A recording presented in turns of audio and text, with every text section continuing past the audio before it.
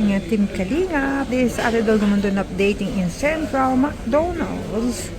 Bumili ako ng dinner namin, but inuna ko muna yung french fries kasi makunat na pag-akyat ko sa taas. So, nag-rest muna ako dito sa McDonald's kasi mainit. Then I bring this. I bought a lot. Kasi Miss Celine love McDonald's. There. Mag-update muna tayo. Hindi tayo makapag-live. Just only a short video. There. Magpalamig muna ako dito kasi mainit. Yung mga paa ko slowly walking. Kasi nga yung tulog natin na po tayo kagabi dahil nga nakilamay tayo sa last night ni Kuya Ruben. There.